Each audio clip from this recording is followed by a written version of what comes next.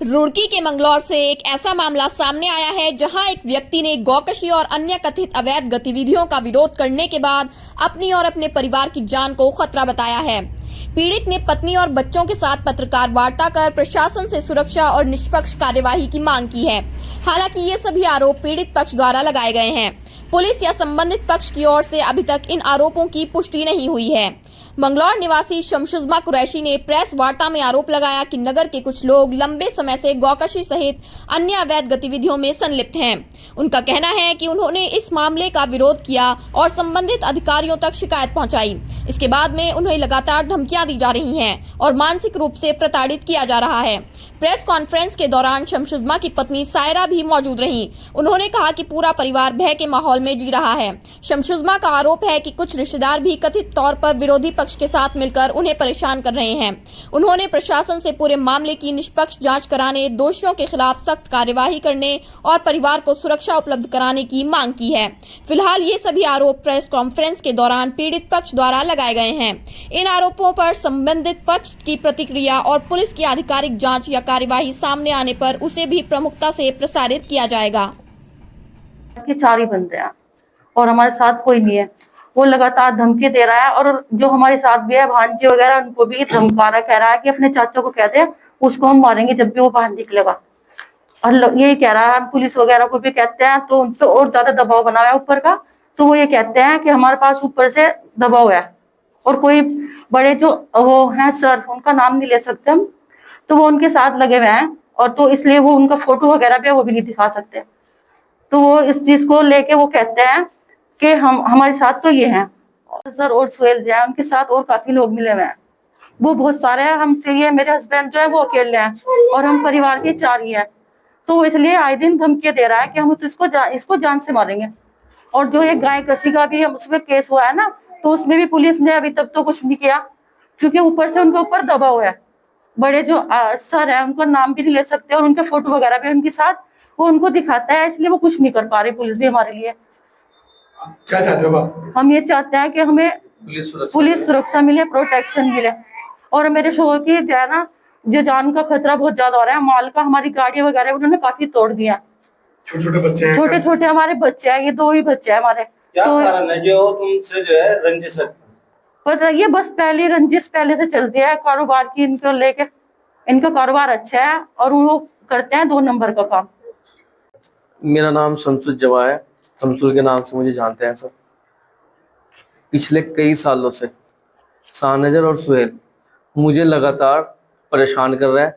2021-22 में मैंने माननीय नैनीताल हाई कोर्ट से सुरक्षा ली थी, तब भी इसने मुझे परवीन वाल्मीकि के नाम से मुझे धमकी दी थी और मेरे बच्चे की उसमें जो है इसने कहा था इसे 5 लाख रुपया मांगे थे, जबकि उस टाइम तो हमने सुरक्षा ली थी नैनीताल हाई कोर्ट ने, उन्होंने आदेश किए थे।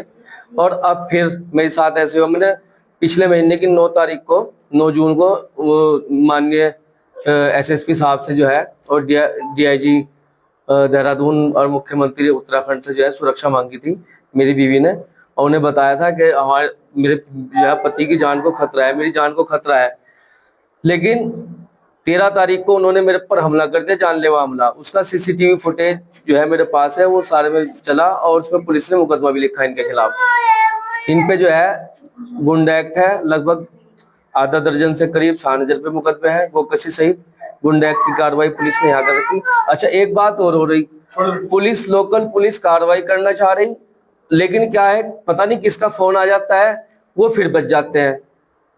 इस वजह से हम परेशान हैं। लोकल पुलिस कार्रवाई करना चाह रही लेकिन कार्रवाई नहीं कर पा रही। अब मैं चाहता हूं कि पुलिस जो है इस गुंडे के खिलाफ कार्रवाई करे और मेरी जान की और मेरे परिवार की, मेरे 2 छोटे छोटे बच्चे, मेरी बीवी और मैं, सिर्फ हम 2 जने वो हो रहा है, बहुत सारे वो हो रहा है। फिरोज हो रहा है, एक तो पूरा संरक्षण है, फिरोज है और कदीर है, बाबर है, ठीक है, अरशद है, सुहेल का पूरा परिवार है, लगभग 100 लोग उसके साथ है। ये गौकशी करे मैं कर नहीं दे रहा, बस ये रंजिश है। ये जो है इंस्टाग्राम पे और व्हाट्सएप पे मुझे मैसेज आया था, मैंने चौकी इंचार्ज साहब को भेज दिया था और सीओ साहब को भी मैंने वो भेज दिया था।